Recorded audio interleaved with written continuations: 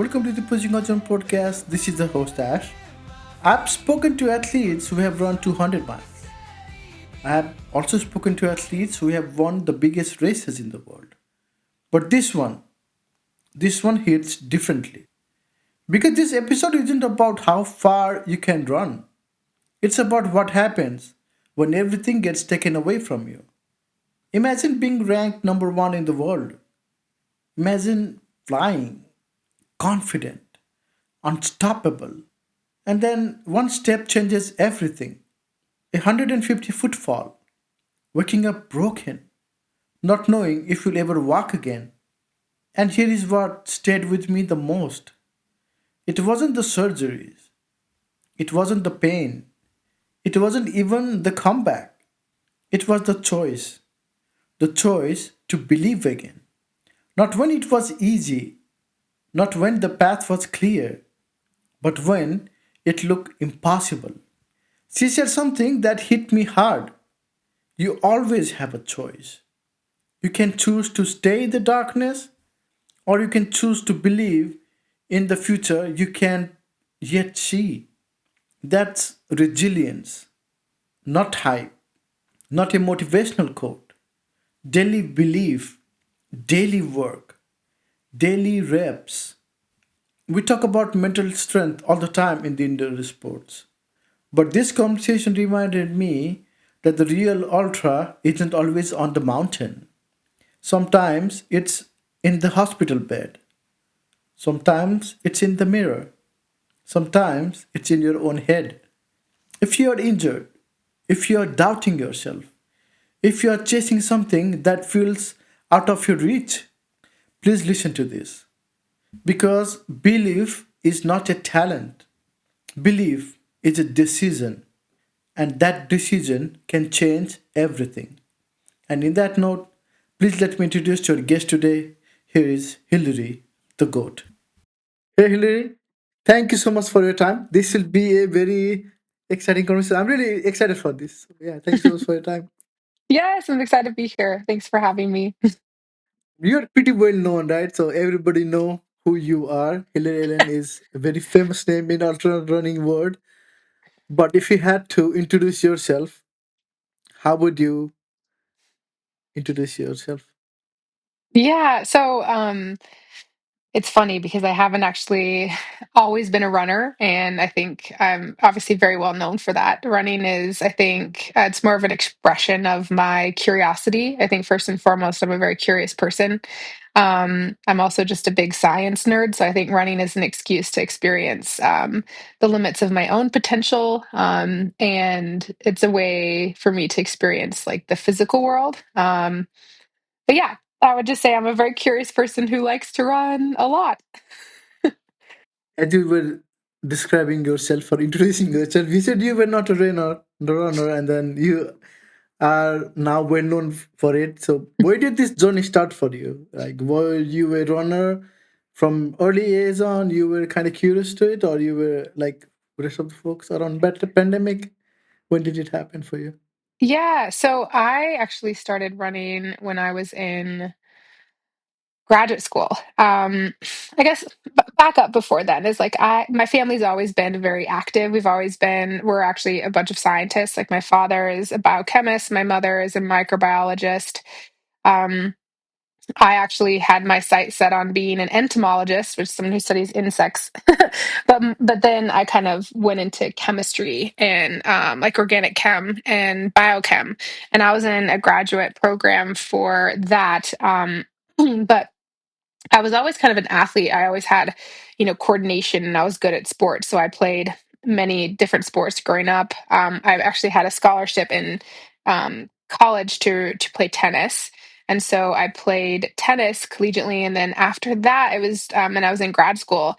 Like tennis is very I mean, it takes a lot of time. It takes a lot of money for like court time and country clubs and all this other stuff. And that just I couldn't do it anymore. And so I turned back to running because that was always kind of like the baseline for fitness and conditioning.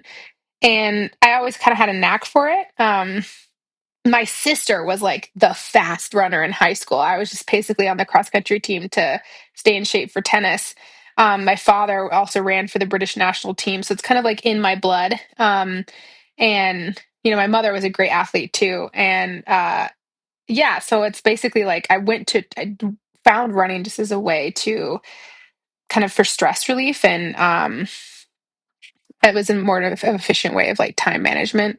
And yeah, like what other like basically what other sport like allows you to get together with your friends at 5:30 in the morning, and then I could be to like lab by 7 a.m. And it was just like perfect. And so I fell in love with that aspect of it, of like just like you're all connected by working hard and trying to like, you know, get better. And yeah, I just stuck with it because I felt like it was this sanctuary for my brain to be able to like de-stress with grad school, and then I could see quickly like progress. So yeah, and then I don't know, from there I basically just started like road running, and then I trained for my first road marathon, and in that every Sunday was a recovery run on the trails. And then I just kind of by accident discovered trail running because I didn't know it was a thing, even though I grew up in Colorado and like grew up hiking and camping. I didn't know you would run on trails. It was this whole like vibrant community. And so I started randomly meeting people who would who would trail run, and they would run these 100-mile races. And I'm like, oh my gosh, I'm just like running a marathon.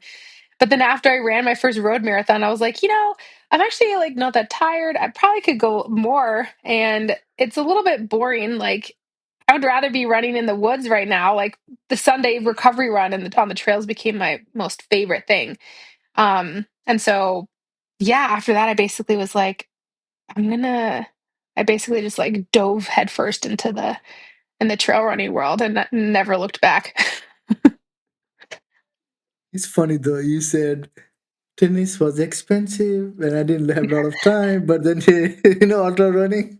I I know now the irony looking back, I'm like then ultra running it like requires so much time. But I mean, yeah, yeah. I guess it's kind of funny, but I guess with that, it's like, I could start my run as early as I wanted and still get into lab. Yeah. Yeah, but it's true. I mean, yeah, now like running is definitely, especially ultra running, like all this gear, but I just love the simplicity of it. Like you didn't need anyone else, you didn't need a place, you could just like go like, with your headlamp or a couple friends and just go explore. Yeah, I agree with you. But no, that was just, I think, funny because we also running it cheap, but then once you started adding was your heart rate monitor, then the shoes, and then the races, then it became so expensive. Hmm. Yeah, I know. And like, yeah, the destinations, but like even that, I think the reason I fell in love with trail running um is like I could just go on a weekend trip and like go camping and then like combine it with this cool run. And like I grew up camping all around the United States. I've gone to so many national parks, and I could go visit those again and then experience it in a new way, where I could just like pick a route and go explore and feel like I just had this totally new experience. And it was a cool way to reconnect with my childhood, reconnect with like my parents, because, I'd call them and be like, hey, remember that time when we went camping over here? Well, I just ran this loop here. And, it's like, it was a really cool way to kind of rediscover and be really grateful for, our just like wild spaces and the ability to move, yeah, on your own volition. As you describing your running journey, yeah, the trail running came later on. Um, is the love for running the same as you had at the beginning when you first discovered, like when you were doing your Sunday runs? Has it changed or it has remained the same for you?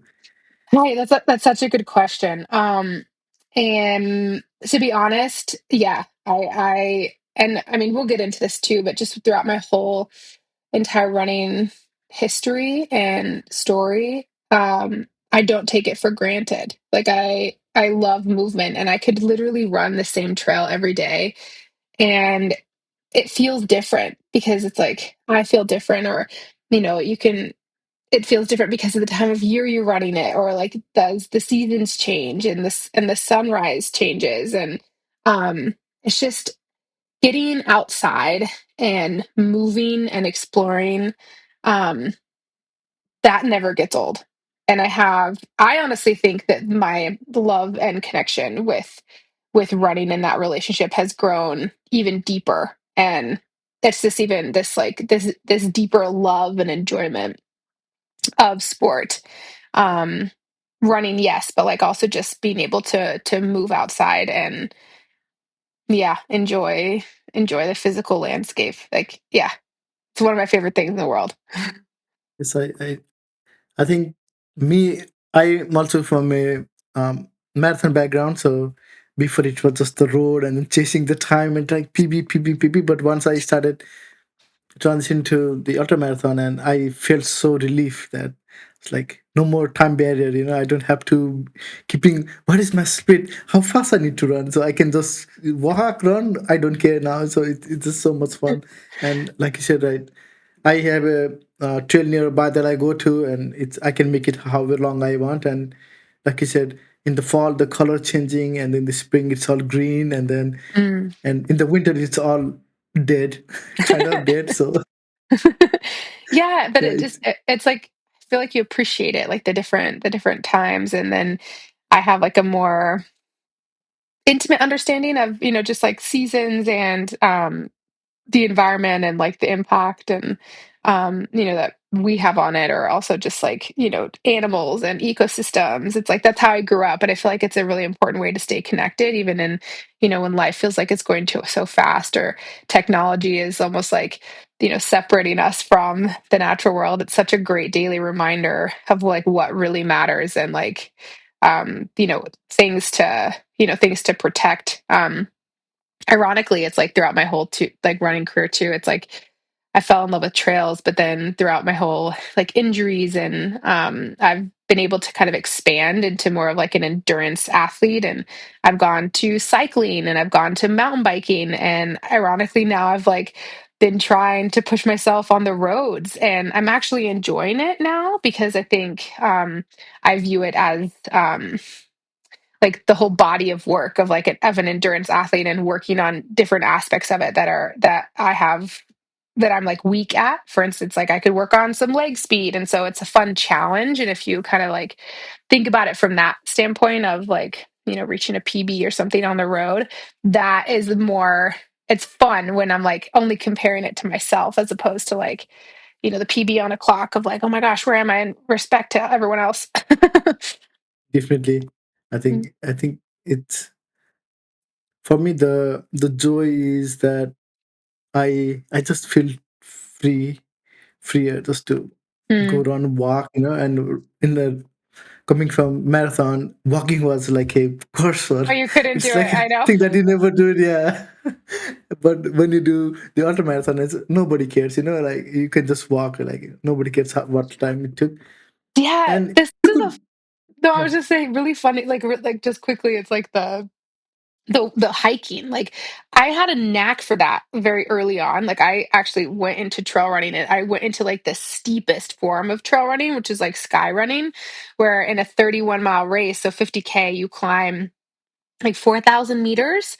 So it's like, yeah, it's a lot, but like I have this thing where I yeah. can like power hike as fast as someone running next to me.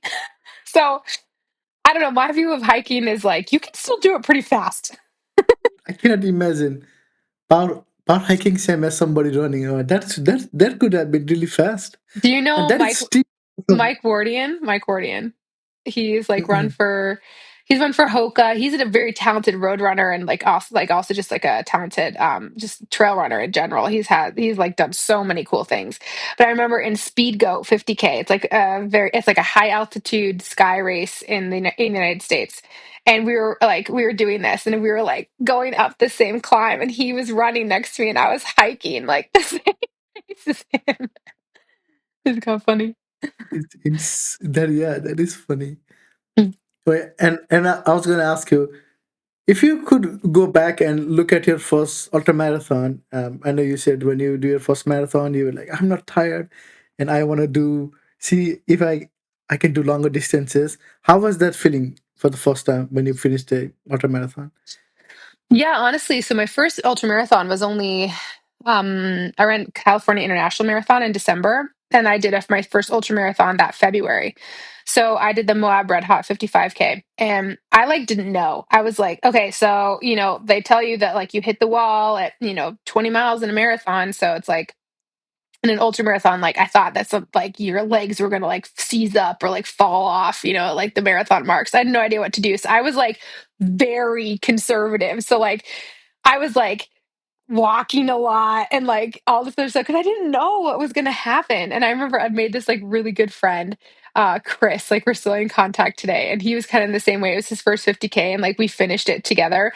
And then so it was fine, but again, it was that same feeling. I was like, oh, okay, like I'm tired, but like that was way more fun and engaging, but like I think I can go faster. And so I had a really busy year that year with like graduate school. And so like defending some a thesis and all this other stuff. So I was basically working really hard with that while I was still running and like, kind of adventuring and camping and doing run vacations. And so I came back to the Moab Red Hot 55K a year later, and I took like an hour and a half off of my time, and like I actually was like trying to race it, and I ended up finishing third, like right behind Darcy Picayune, and she's like one of the strongest female ultra runners out there.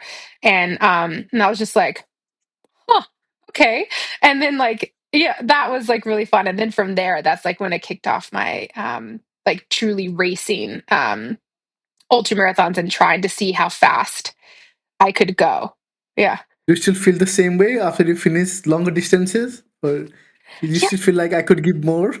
This is the thing that I actually really like about ultra running is that I feel like I'm still figuring out like racing, truly racing, like the different distances. So I've raced everywhere from a vertical kilometer all the way up to a 100 mile races, 110-mile races. And how you attack those from a racing standpoint is very different. Um, I think there's only been a few races where I feel like I like got everything out of myself. That's easier to do in the VKs, or like the 50Ks, right? But it's like there was the first couple years when I was racing 50Ks. It's like I actually liked to do one race and then the next year go back to it because just by being there, like you could kind of take off some time. But it's this constant puzzle that you have to solve with ultra marathons. It's like how you show up on the day, how the conditions, like the weather conditions, whether it's heat, snow, wind, all this other stuff, like affects you that day. And then mentality, because sometimes if you're more motivated or not, or you can be kind of mentally in it or mentally out of it. So it's a really cool puzzle to solve to try to get the most out of yourself on that day, and it's encouraging to kind of keep problem solving and going back. But yeah, and it changes as you change distances. So it's something I'm still figuring out. But I like that because it's always more problems to solve.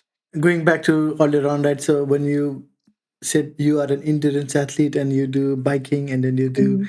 vertical races and everything, what is your favorite thing to do right now? I think one of my favorite things to do, I mean, I also like ski and stuff like that. One of my favorite things to do is like combine like a multi-sport day.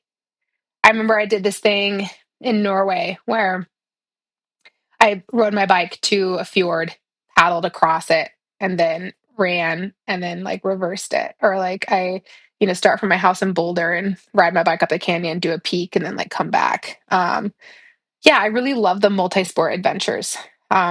Like combining it in a day, or just to like see more of a new place, or just to yeah, like connect new routes. It's really cool. Like I do this thing every year where I like the Longs Peak duathlon, um, where I ride my bike to Longs Peak and then run up it and then ride back.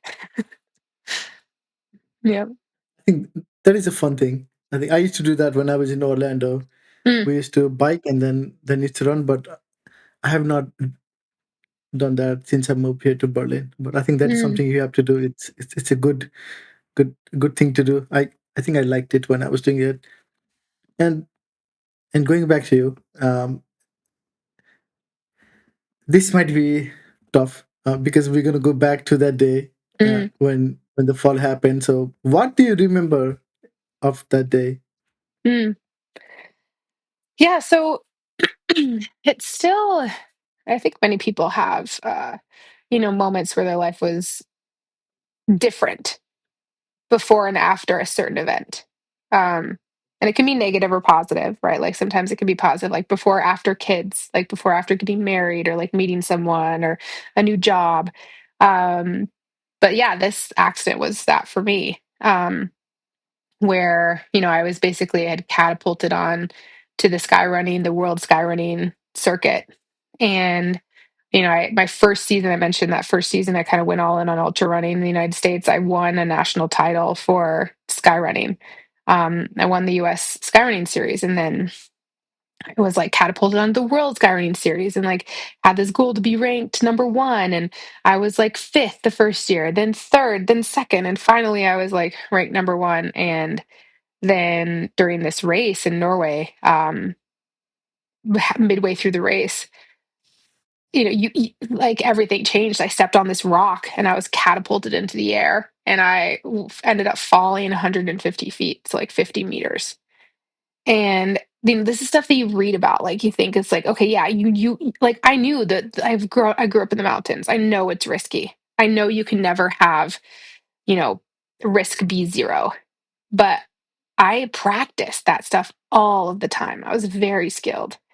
And um yeah, and like I'm not a risky person. Like I'm not like, I'm calculated. I'm not like just trying to send it on this like scree field, or like, not worrying about rock fall or people below me. Like I'm a very like calculated person. And so I couldn't believe that this thing happened to me. And um I was kind of in disbelief and like asking why, because like I felt like I was literally had this amazing gift for running, and I was so confused as to why this happened and why I felt like, did I do something wrong? But then again, it's like I think those are normal emotions to have. And sometimes you won't ever know why. It's just kind of like you're forced with like, moving forward. But yeah, I do remember actually a lot from that day of starting the race, of just like being extremely happy and just enjoying the movement, getting to explore Norway, this place that I'd never been to before. Got to go up on this iconic ridge, Hamperocken Ridge, and go over this like fourth class terrain that like I loved moving over that kind of stuff. And I got to run with my friends. It was kind of like a victory lap, because this is like the race I just had to finish to like get my national, like my the world championship title. And um yeah, when that rock kind of gave way, I've fallen on the trail before, but mostly when you catch a toe or you trip, like you're like, oh, okay, crap. Like you have that split second where you're like, oh, okay, I'm going to fall. This is going to hurt. But that didn't happen. It was like a rug got pulled out from underneath me. Like it was just so instantaneous that I didn't have a moment to realize that was happening. I basically just like 1 minute I was running, the next, like literally the horizon was upside down. And I remember it's like, you read about these things about like the world slowing down. And I mean, that happened. I mean, I know chemically, I'm thinking in my brain, I was like, oh, okay, this is adrenaline. Like, like it was because it just went into slow motion. And I would just basically like each second was like, a minute. And I was like viewing myself falling, telling myself to like relax my body, like to like brace myself for impact, and like, that this would all be over soon. Like that was kind of on repeat as, yeah, basically as things just kind of like repeated, and I kept on like hitting the ground, and then like, um, I don't know, falling. And I do remember those impacts. Like I don't remember the pain of it, because I think again, like I think the adrenaline and all that stuff that was happening. But I do remember like the sensation of like bones breaking and like the air getting knocked out of me, and then just like a lot of noise and like kind of like blinding like sensations. Like I couldn't really feel the pain, but it like the sharpness. And then I was in the air again, and then like that was kind of that kept on happening. So somewhere along the way I did like pass out, and the next thing I remember was I woke up, and there was this like vaguely familiar face like really close to mine. And I think it was because I had this like really big gash on my head, and he was like using his forehead to like press that shut because it was like bleeding a lot. And he was like, and I had these huge gashes on my legs. Basically, like I was losing a lot of blood, and this guy was like first on the scene and like calling search and rescue to like helicopter me out of there. But there were two big cuts on my legs that you could like, it's kind of like graphic, but you could fit your like hand in sideways. Like they're very big cuts, and so he was like trying to like create a tourniquet and like hold them shut and then like put pressure on them. And then I just remember like thinking like, why is this guy's face so close to mine? And then I was just in a lot of pain, and then the world kind of was just like I was like going in and out of consciousness. And then um, yeah, from there I just remember like kind of flashes of memories of like a first responder guy, like this thing up my nose, like which is I guess pain medication. And then I remember the scariest part was being hoisted on a cot and then like raised up to the helicopter, and that was really scary because like that felt like I was falling again.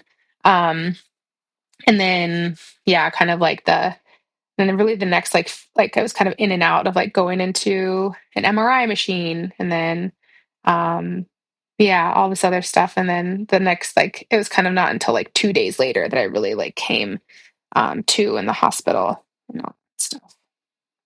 Oh my God, that is ah, I cannot imagine going to that and happening that, it's I mean, that is this is like 8 years ago. I still remember it quite vividly. And honestly, that I think many yeah, people have this like falling dream that I have regularly. It's just it's me. It's like a lot more vivid.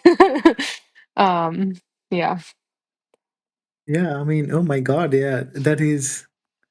I mean, you did what you wrote, right? But then now you hear about it, and it's like, oh my God, that sounds so bad. That's like, yeah, yeah. Yeah. And also you were talking about it, right? So you said you were finally getting number one, like number one ranking, and then the progression was there, and like, how were you feeling, or the first thought you had after the accident? Like, what was going on? Mm. Yeah, I think I was like, I mean, gosh, I had so many cuts, and like I remember like I had like my hair, it was like in a braid, kind of like it is now. And like it was so matted with blood because there was like so many cuts on my head. Like I don't know how I didn't fracture my skull, which is like amazing. I mean, I was so like, to be clear, I had like talked to the guy who was first on the scene, and he told me that he thought that he was doing a body recovery. In fact, when he found me on the side of the mountain, he didn't even check for a pulse, for vitals, for anything. He literally was just trying to like pull me from the edge so I didn't fall. And it wasn't until he pulled me from the edge that he actually like felt my chest rise. And then it kind of became something different. And so yeah, I remember I was like, after like 2 days, like they had a lot of morphine, and like there was a lot of like, I hadn't even showered. My hair was like partly shaved because there's so much blood that they couldn't like, brush it. So like, I had basically shaved part of it to like put staples, and like I was in really bad shape. And I think for the first 2 days, like people were coming in to see me, but I just like, I was in this like kind of like probably morphine haze, but like I didn't really know. I like people were talking to me about an accident. I was like, what accident? Like I didn't even realize until like 2 days later that it was me when I finally like woke up and I saw like my arms and like my legs, and like I was unable to move. And it was like really humbling. I think one of my, first thoughts was like, well, like I went all in on this running thing, and like it was something that I absolutely loved. And then like what was happening, like this was my job, like was I going to be able to do this again, like I mean, like was I paralyzed, like would I be able to walk and like run, and this thing that felt like such a part of me, like was I going to be like, what would my life look like now? And I was actually really surprised how quickly I was like getting depressed and like feeling helpless and hopeless, because from that moment I had always defined my like self-worth as my ability to do something on my own. I'm a very independent person. I'm a very stubborn person. And I loved running because I could like look at a peak and be like, I can get there. And then I'd like do the thing and then like come back and like look up there. And it was like, that was like a really, like, that was what strength looked like to me. It was like pushing through like perceived limits, pushing through, what other someone else thought was crazy. And I was like, I had a lot of pride associated with it. And then I literally couldn't even do anything unassisted. I couldn't get out of bed. I couldn't shower. I couldn't bathe myself. I couldn't go to the bathroom. I couldn't like cook. I couldn't do any of this stuff. Like I had to ask for help in every way. And that to me was like the epitome of weakness. And it took me a really long time to get over that hurdle. And but it was just like really in that moment, just this like I like hated everything that like what happened to me, and I was angry and I was sad and I was confused and I just like didn't know how to keep going, and I actually in the early stages I didn't actually know if I wanted to. Yeah, it's so I'm getting like it's hard, it's Yeah. like when you talked about that, and it's just like I'm feeling that, when you're saying this thing, and I can feel that emotion. Mm. So yeah, sorry. No, it's okay. I'm a very emotional person myself, so Believe me, it's like I know sometimes it's like I think about it and I get that way. It's like yeah, I think it helps to talk about, but I mean it's still something that impacts me greatly. And yeah, yeah, I mean actually like had a conversation with my with some of like this endurance social. They're asking some questions about it, and like my mother and father were in the audience, and I started tearing up. So yeah. yeah. I'm hearing right now, and it's like, oh God, I cannot. Yeah, that was, yeah, and that is just one part. Actually, it is one part. Then when did you realize that it was just one step? Because recovery is like a totally different thing, because you were just talking about you Mm, felt so helpless, and when you are used to do things by your own, then if you can do it, then that's so depressing. Like you said, it's just like you cannot do it. So mm, God, yeah, when did you realize that you have like a big road yeah. ahead? So, I mean, something I've learned, and I think actually as I'm looking back on it, like this whole, injury and accident and recovery has been the biggest gift because I got to learn so much about myself. And I learned that, like, this darkness and this like helplessness and hopelessness, it's there, but then there's also hope within that. Like so it's like I'm big on analogies. It's like one of my favorite times of day is the sunrise. I love to be out running. I love to be out moving. I love to see the colors change in the world like come alive. But you can't have that without the darkness and without like kind of a little bit of like the scary moment if you're like running in your headlamp in the woods. You know what I mean? I don't necessarily love that, but I endure that because it provides me with this like beautiful moment. And that's kind of like what recovery was. So even amidst all that like helplessness and hopelessness, like I needed to go there and experience that to then know that really the next step would be like I had a choice. I could like choose to believe that I was hopeless and helpless. Or I could make a different choice and I could choose to like hold on to a little bit of hope that maybe one day I'd be able to like move again and like experience, the trails and movement, or I could recover. And like just all you need is like a teeny grain of that. And I literally remember it was like kind of one of the first days that like a nurse in Norway, she like could tell that I was depressed, and she's like kind of was like, "Hey, you need to start advocating for yourself. You need to start like working because like you're young, you're capable, like you can recover, but like you need to take responsibility." And I remember she helped me like move from my hospital bed to like the chair next to me and like have breakfast over there.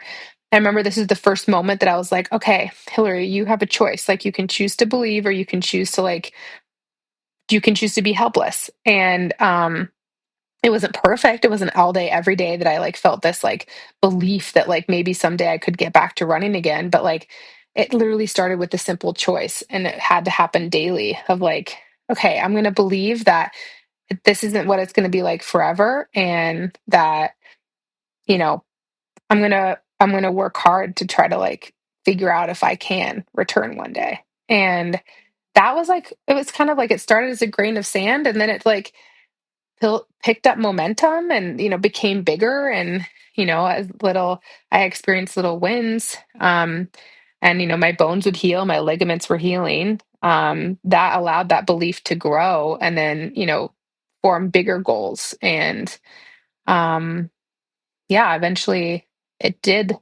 lead me back to running, which um yeah, I'm grateful for. And but again, it was just like a learning so much along the way. And the biggest thing was that, you know, it starts with belief, but it's also like these really tough moments can teach you a lot about the strengths that you possess. And yeah, like that piece I was saying is like I had so much self-confidence based off of external strength and like independence.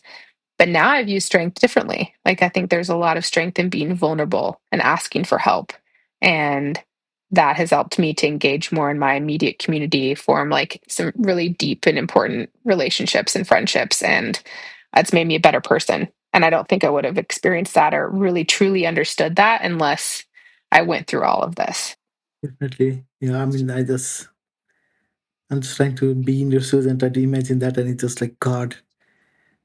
Like people talk about physical comeback and everything, but the mentally is so hard. Like once you have Mm, been, like you said, you were flying and you were reaching higher and higher and higher, and then like you just have to come. It all came crashing down. How was your mental strength? mm. Yeah, um I only laugh because this is like now what I love. Like I was in grad school when I started running and for like neuroscience and physiology. And then I had this whole like running career and I'm still in it actively and then it had this accident. But now I'm back in graduate school for applied sports psychology because I think that the mental aspect of just athletes, but also just like humans is like that is where our untapped potential is, but it took me a really long time to get there because I'm a scientist, like I'm a chemist, like I like black and white, I like right and wrong. I'm like, so these are the products, these are the reactants, okay, cool, this is the chemical reaction that's happening. But life doesn't work that way, and especially like human emotions, right? It's like our brain is built off of chemistry. This is like what got me into neuroscience, but like human emotions like sometimes they're the most illogical thing in the world. And I got to experience that firsthand. And yeah, so it's like there was a lot of learning that I had to do because this is the first time that really I had to tap into that, what human belief actually looked like. I remember my coach at the time, he gave me this book by Alex Hutchinson called Endure.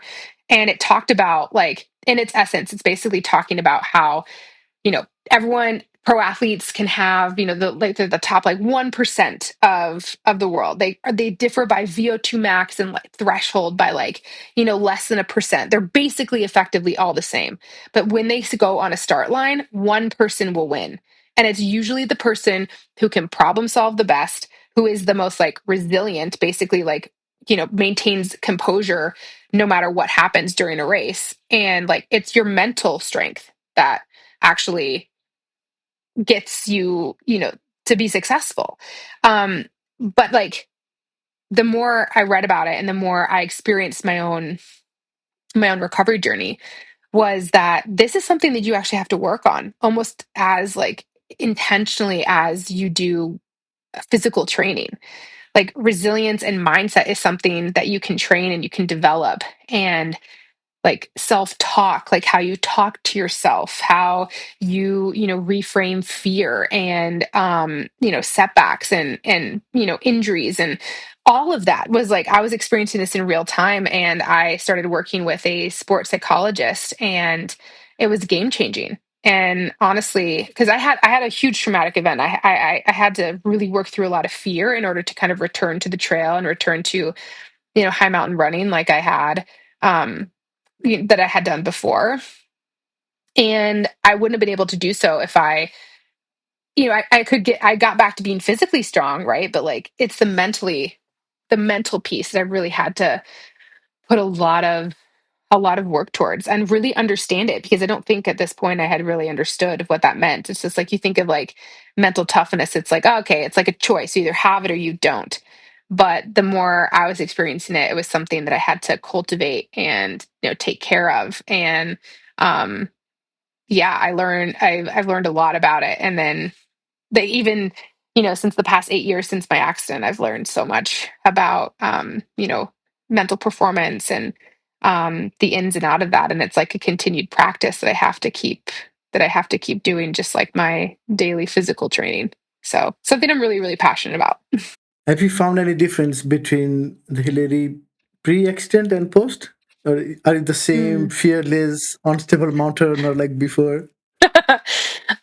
So this is an interesting, funny thing. Like, so my nickname is Hilly Goat. I got this nickname because I really Yeah. like the steep trails and stuff like this. And like, I describe myself now as like Hilly Goat 2.0. Like, I'm the same person in essence, but I'm different. And I think, like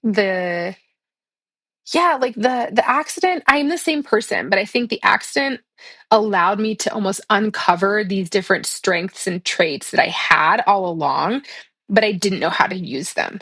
And so I feel like I'm an enhanced version of myself. I'm the same, but I'm different. I have like new skills now. And yeah, I think change is like scary, right? For anything, but that's like one of the only certainties in life. Like things change, we get older, like the life looks different. And but it's now a way for me to like embrace it with open arms as opposed to being afraid of it, because it's like, okay, well, yeah, change is constant. Like I'm going to get older and wiser, and what more can I learn? So When you were going through these all sort of emotions, right? So before we were picking, and then who knows what would have happened, right? If you were going on that trajectory, then you could have been like going on and on and on. Like, do you Mhm. ever think about that? If that had not happened, then where you would be, or Oh yeah. once the accident happened, do you always like kind of think that if you could ever go back to that level? Yeah, so I think about that all the time.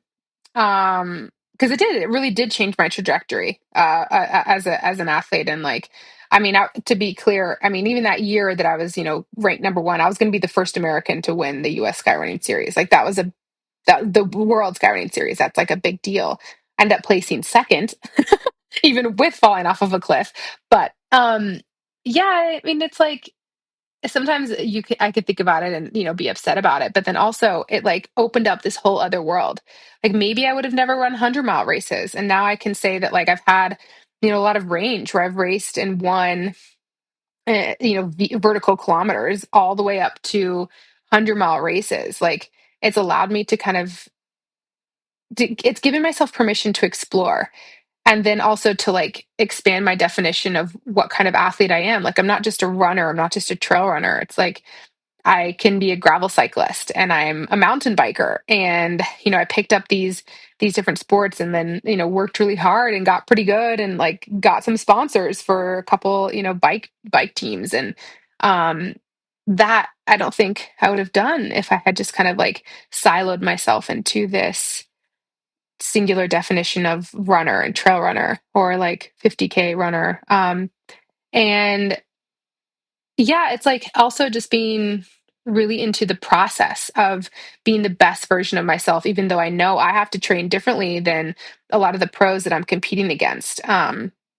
That my training looks different because I need to do a lot of like strength training, or I've like had 7 surgeries in the past 8 years related to this fall. So it's like that's hard, like physically, but also mentally.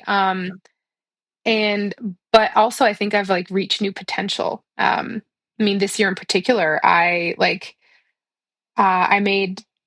the world championship team to represent Team USA at the vertical kilometer, and only four people in the country qualify for that. And I was able to do that even after this my long history. So I think I've actually reached new levels, like a different level that I didn't think would be possible, because I think I was like, you know, concerned with this definition that I thought was success, and now I kind of get to break outside of that box. Um, yeah, which is cool. Which is it's been really like unexpected. And again, like I wanted to return to running, not to like, I had to let go of being elite because I had no idea if that was going to be possible again. I just really wanted to move, and I really wanted to see if I could run again. And and then it was just like falling in love with that process, and that, like, learning the most I could about myself. And then like the side effects have been like these really cool successes, and these wins and these races. But it's no longer about that, when I think before it was about like winning the race, achieving the standard, achieving what everyone else's definition of success. But now I get to define it, and I feel like that's positioned me to be in it, like a little bit more like limitless. I think that was the other question I was going to ask you was, after going through this experience, had the definition of success changed? Because, like you said before, you were chasing and you were crossing, and then Mm, you were winning. But now you said that you look at the success differently. So mm. will that Yeah. be in the same way going forward? Yeah, I mean, I think early on, one of the things that got me through the initial accident injury was believing that my best athletic days were ahead of me. And I think as runners, like, people can like read that and they're like rolling their eyes, because they're like, okay, well, yeah, but there's going to be a point where you're no longer PRing. Like, you're not going to be getting any faster. And I'm like, yeah, okay, so what? Then I'm just going to like pivot, and I'm going to choose something else, because it's like my best athletic days. There's always something to learn, there's always something to improve upon. And that's my pursuit. It's no longer this like, you know, strict definition of like, PRing in a half marathon or marathon. It's like, no, I want to continue to grow and evolve. And like, so yeah, I think like that's what success looks like to me. It's much different than I think before, where it was just based solely off of race results. And yeah, like being obsessed with like becoming a world champion, which I think is cool. But like, I feel like I've been able to accomplish so much more than I would have even dreamed, um, because of this experience and that shift in perspective. Definitely, I agree. Mm. And I think it's an inspiring story, because I knew a little bit about you, but I didn't know a lot about you when before this, and then now I'm hearing the story from your own mouth and how it went down, and I'm just like, I'm sobbing myself, like, the God, this is this is very powerful. And yeah, it's um, like, I think, yeah, I'm in more awe now. It's like, wow, you were able to do that, and still now we're competing too, and you're doing all these kind of things. Do you think that going through this all this experience, right? So you have seen how what pain is. I mean, basically going through that rehab. Do you kind of use that when you are in a race running 100 miler and there is some pain, and then this is nothing, I just went through worse? Yeah, I mean, there definitely is that thing of like, I've been through worse, but I think that is kind of like, that's a little bit fleeting. That doesn't always work for me. I think really more what I lean into is like having faith in myself and knowing that I can do hard things. Like knowing that I've been through the ringer, and like um but also like analyzing, okay, like, is this something that is worth doing? Like, is this yeah, like I don't run just through pain. Like, for no reason. Like I'm very familiar with pain, if it's like good or bad pain, right? Like in an ultras, it's like there's an inevitable point where you get there and it's like you just don't want to be there. It's like sucks and it's just like boring and like it just doesn't feel good. But like that's very different than like an injury pain, right? So that's like kind of my threshold, but it's also like having faith in myself that I can do hard things and also like being more aligned with like the process of that, like not suffering just to suffer, but like, suffering because it's like on the other side is like growth or on the other side is learning. Like that's why I like to kind of go into that, you know, pain cave, so to speak. Yeah. As you run now, right? So when you're running and after coming through that injury, it's been 8 years. So do you run through the freedom as you run today, or do you still have that fear on the back of your mind? Like, Mm. Yeah, I mean, so that's always there. It's like, I've gone back into the mountains and like done very technical races. I love to go up there and do it. My tolerance for risk is pretty low. I mean, again, I'm like very skilled and practiced, but I'm always prepared and like, if there's a certain day, I've worked a lot through fear, and so I can kind of do these things on my own, again. But yeah, if a certain day I kind of go up there and I don't really feel it, then I turn around. I'm not afraid to like make new plans or like change plans.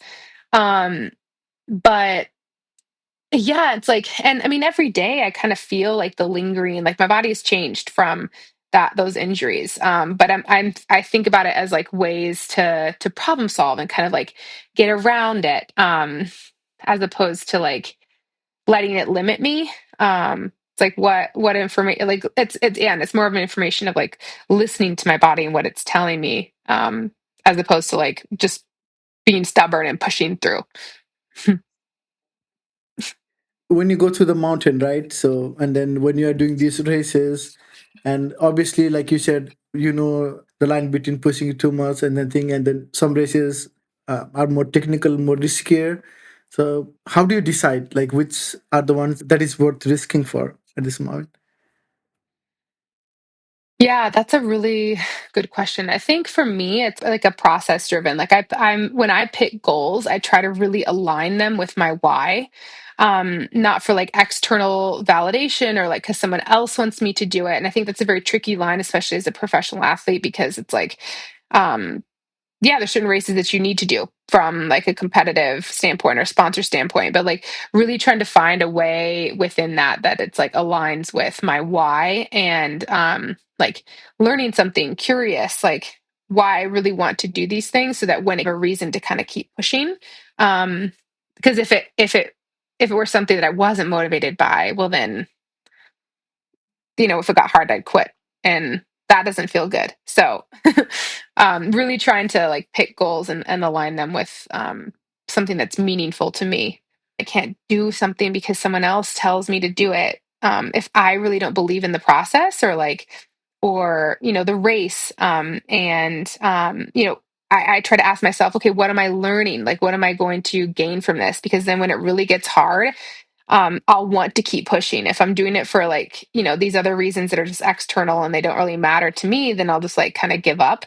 And that's a way for me to kind of keep pushing and really kind of figure out, yeah, to keep having new and fun, exciting adventures or races to do, just because it really aligns with like my process driven goals. In that note, so what is next for you? Mm. Uh, well, kind of funny. I'm running a road marathon in January. And you're kind of thinking like, Okay. what the heck? Didn't you like write that off? But yes, I did. But Yeah. actually, the reason why I'm doing it is because like at my core, I really value, like I said before, like becoming a well-rounded athlete and like working on weaknesses, Mhm. and like I want to get better at like being faster and like running a faster marathon. And I'm very curious about it, and it's a fun, rewarding, very hard process. And so that's why I chose it. So I'm doing that in January, and then yeah, this and then I'm gonna do like a few races. I'd like to, make it over to Chamonix and do like OCC. I think that's fun to try to like run fast for like, getting back to my roots from like the sky running stuff. So that'll be Mhm. fun. And Yeah, in 2027, I really like to try to make it into the world's team. But yeah, just kind of trying different things, being curious about like, yeah, what speed I have, and yeah, just trying to continue to improve. Like that's where I'm at. And then I'm also, like I said, in an applied sports psychology program I finish next year, and I'm looking to build that out as part of. I have a coaching business, so I'm looking to bring that to the forefront of the conversation. And really, I think that's how you can help athletes. I also have one book I wrote, Out and Back. Yeah, That's that was basically, my next topic. yeah, and I'd actually like to write. I have another idea, so I'm working on a second book. Yeah, I'm kind of along that line on that topic of resilience and human potential and what we're really capable of when we're challenged. So, And now talking about the book, since you brought it up, because of this was my next question about it. When you wrote that book, was that healing, mm, or did that open some of the wounds that you had and all the experience that you went through? mm. To be honest, like journaling has always been a huge part of my journey and recovery, and I was journaling a lot when I was injured, and I kind of had this idea to like document my recovery just because like I didn't have any resources. Like normally when an athlete gets injured, they just like disappear, and the next time you hear from them is like they're just crushing it again. And I was like, this isn't true. Like I feel so depressed and like so lost. Like so I really started writing, and I would publish these little blog posts, and I felt like it was creating this really cool community for people, and it was a really needed space. But it wasn't until I actually got injured 18 months after my accident where I broke my ankle, and I was like I hit this like new rock bottom. Like I was like so depressed, and because I was like just getting momentum back, and I was like, why in the world did this happen? That's where I turned to writing the book in more of a long form, because it's like I needed it for me, like cathartically, to like work through all these emotions. And it was like a really cool way to kind of revisit that place. And then it was awesome. I found it incredibly, like it was a good release and a very good process to just process everything that I was going through. And I was able to like write the book as I like was recovering from the second injury, and then I got to like go back to Tromso and visit the place and like meet the paramedics and like revisit the guy that saved me and like do the race again. I got to write about that like in real time as I was experiencing it. So yeah, I loved the process of writing the book, and I think I encourage people, if they're going through something hard, like putting pen to paper is a really powerful way to work through it. Yeah, I mean, I cannot imagine how it felt when you went back Hmm. to the place after like experiencing that and then coming back to the same place again when you took the fall. How was that feeling for you? I mean, to be honest, like I wasn't sure what to expect. It was it was jarring. It was like an eerie feeling. Like I definitely remembered it, and my body remembered it.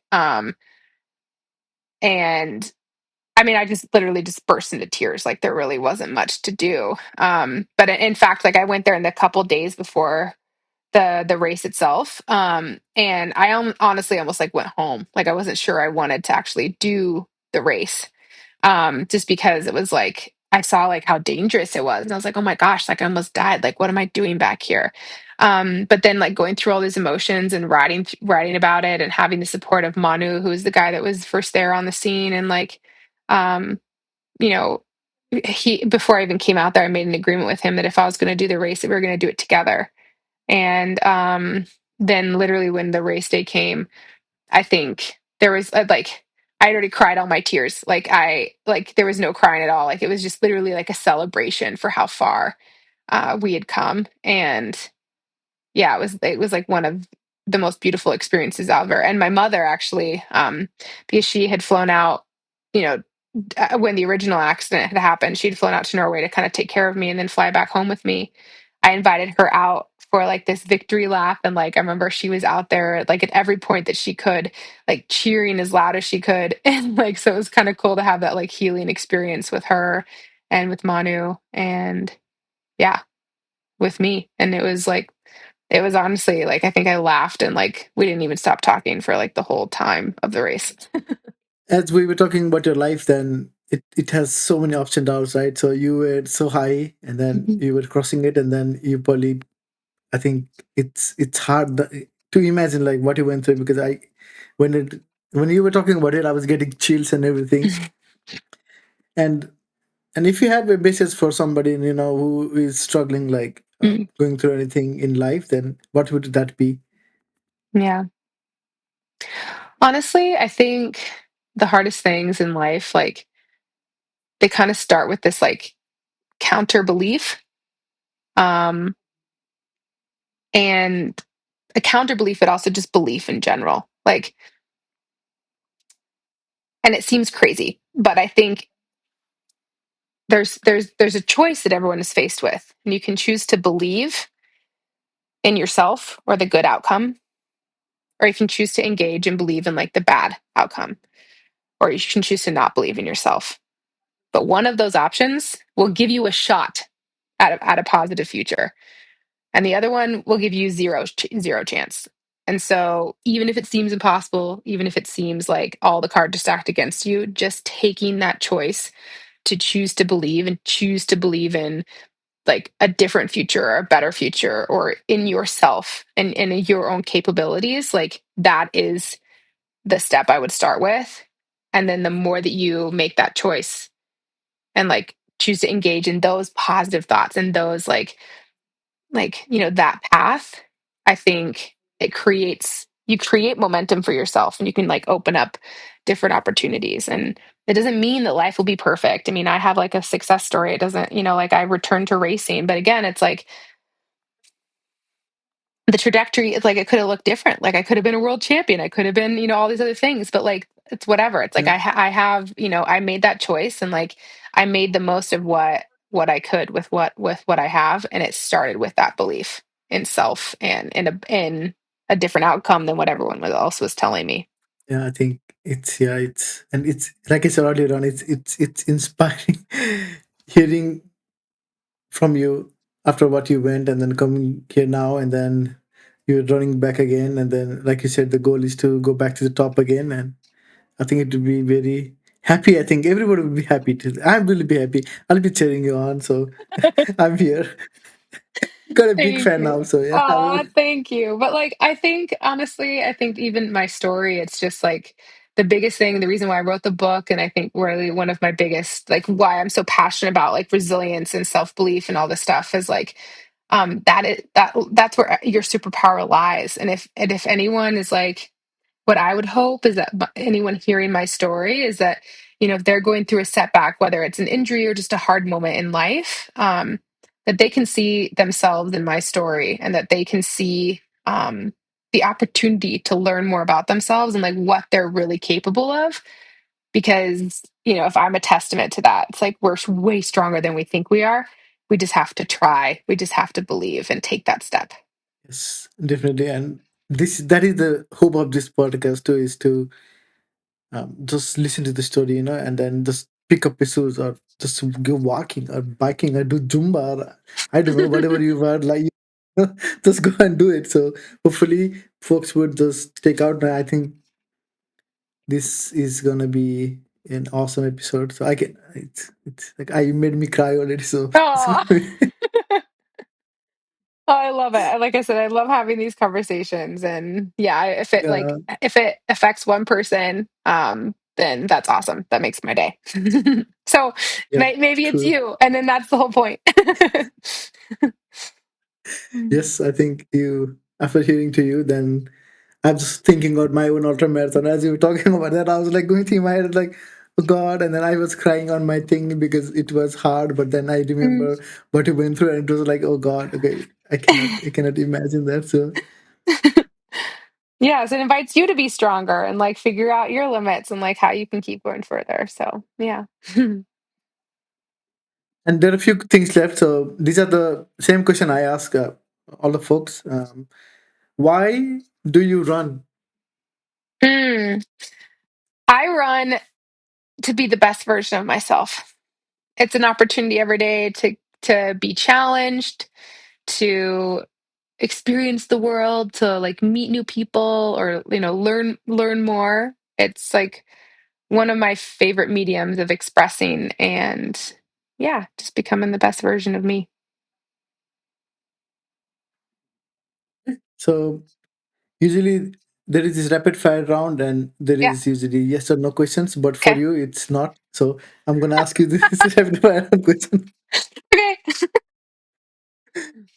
One thing the accident gave you that success never could. Oh, perspective. I mean, I'll give you a one word answer. One Perspective. perspective, okay. One habit that keeps you grounded. Reading and my like bedtime routine. Like I start my day every day reading and like yeah, at night, and then I like to have like um candle and like candlelight and tea. I'm a really big like senses person and like using that to kind of calm me down.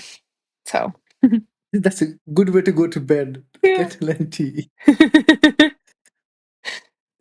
One lie endurance culture tells us. That more is better. One reason you still choose to run. Uh, like freedom and self expression. This is the final question. I would like you to please finish this sentence for me. Running has changed my life because It showed me that I'm so much stronger and capable than I ever thought. awesome. You are stronger. I was like, I agree. I agree. Yeah, this. You Yeah, are it was too. such nice. Yeah, and I think this was such a nice episode. And thanks so much for your time. I think knowing you and then this listening to you, how what you went through, and then I kind of I'm a very emotional man, I think, right? So Yeah. whenever and then I can relate to so many things, and then I can go to that perspective how you went through, and that was like I felt like what you went through, and then I'm glad that you are back and you're kicking butt, and then I'll be looking at your journey and see how you do. Yeah, and thank you so much for your time. Yes, thanks. It was such a pleasure. It was great talking with you, and I hope everyone enjoys the episode. Yes, yeah, I think they will. I think this is going to be awesome. So. Oh, good. Hey everyone, thank you for making it to the end of the podcast. I hope you really enjoyed this conversation. I'll see you again next time with another guest. Until then, happy running.